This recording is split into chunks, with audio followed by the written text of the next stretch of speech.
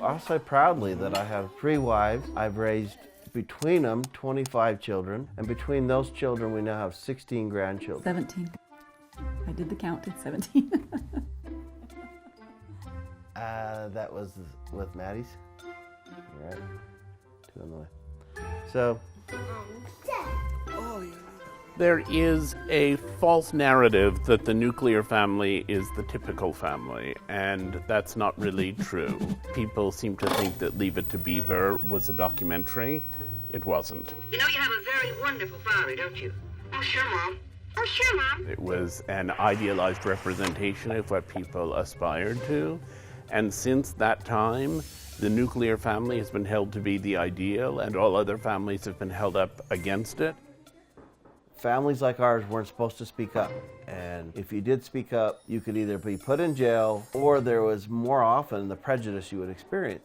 One of the false narratives that goes around about plural families is that there's no choice and that everybody that's in them are either a victim or a perpetrator.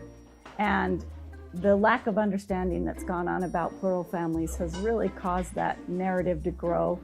And, different legal systems have kept people quiet and afraid to come forward and say, that's not us, that's not who we are. All right, it's ready. Let's have blessing. Okay, go ahead and say it.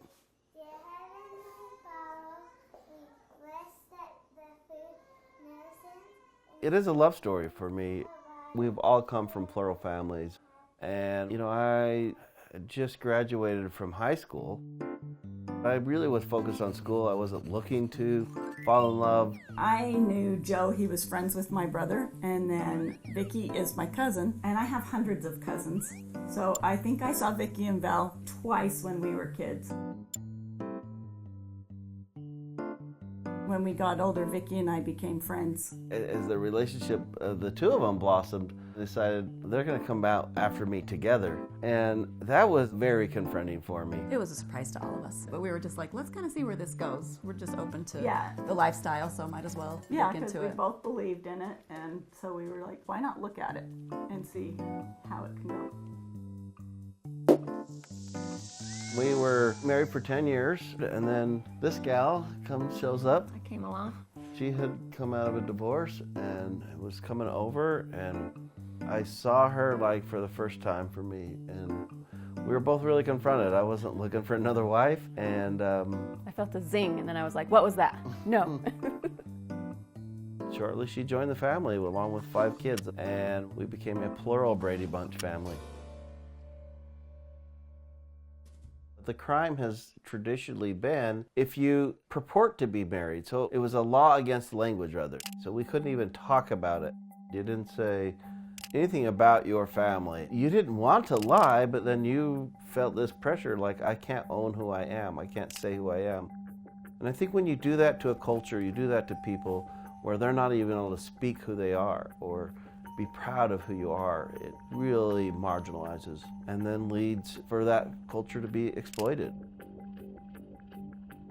I'm writing a book now in which I try to look at ways in which people who consider themselves family have to contend with a system that tends to give greater validity to mainstream families. And I'm interested in the idea that this nuclear family really was an invention of the 20th century. They originate from a 1950s idea that there was such a thing as an ideal family. And they originate a lot from the idea of normality. And it began in mathematics, and in mathematics it meant the thing that occurs most frequently. Check, no mistake. That idea of normality was very much celebrated. People wanted to fit in, they wanted to be the same. Eccentricity was devalued, originality was devalued. And while the pressure on human beings was significant, it was nothing compared to the pressure that was placed on families. Oh, here's Tommy's father, home from work. And here comes Mother to say hello. Every week, Father comes home with money for Tommy and for mother. Families had a way they were supposed to look, and there were roles. There was a breadwinner father, there was a caretaker mother, there were a couple of children, maybe 3, there was a dog, there was a cat. It was idealized in media representations, and the assumption was that in these households, free of disability, free of difference, free of so many of the things in which we have since come to find meaning, that it was in those households that people would have the best, the optimal, the most wonderful experience. So we came to a very sentimental and a very narrow notion of what it meant to be a family. Marriage to 3 women, isn't that illegal? You have never seen any family like the Dargers. Love Times 3, our true story of a polygamous marriage. We have the Dargers here. The Dargers were willing to come out as polygamists at a time when almost nobody did. They said, the representations that are out there of us are wrong.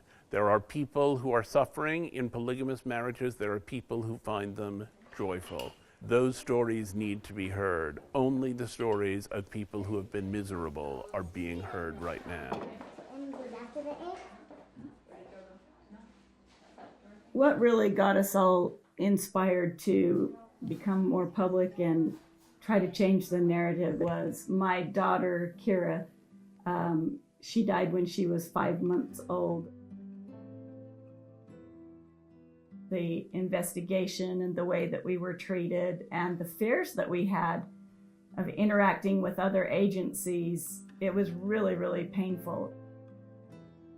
They went in and they pulled out all the kids from the same last name in the schools around to interview them. You know, I was only 30 at the time and I just didn't know what to do. And we had seen some other families where there were some cases where the people had something happen to their child and were being accused of some kind of abuse. Yeah. And they chose to kind of go deeper and hide, and the fear just made them go, we don't dare talk to anybody, we hardly even dare go out of the house, and we could see that's not going to be healthy. And we can't want do to do that. I mean, I wanted to do that because I was really scared. But Joe was really angry, and all of us were kind of wondering what to do, but we just knew it couldn't stay the same. It just couldn't stay the same.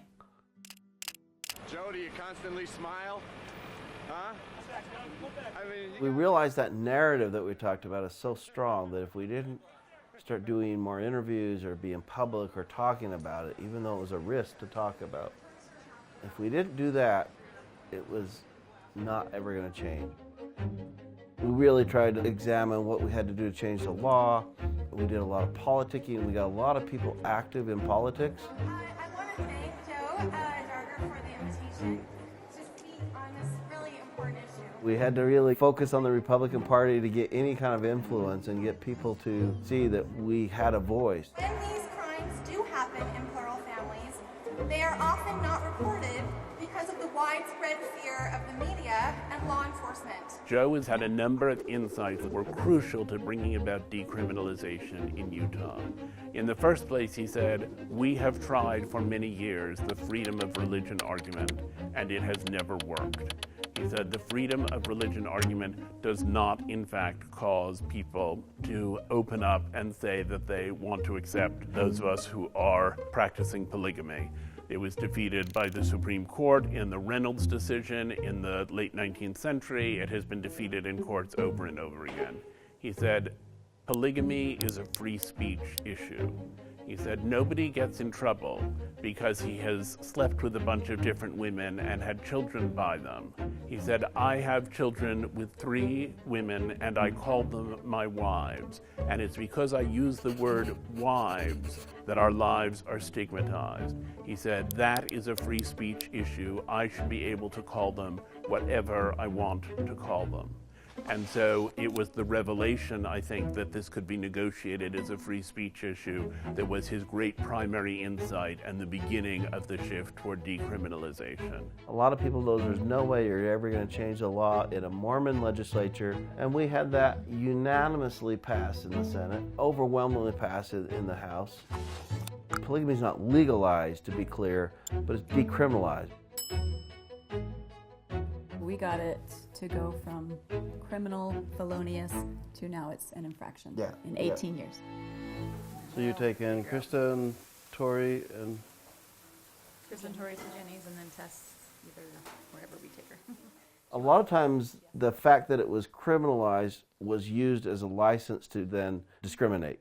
Yeah. Well, it's not religious discrimination because you're illegal, so I can deny you housing, I can deny you a job, I can deny you a loan because you're involved in a felonious lifestyle. So now that we've been able to alter that just this year, we're hoping that more people can come forward and own who they are, and then we can put an end to this kind of narrative that continues to exist from keeping people quiet.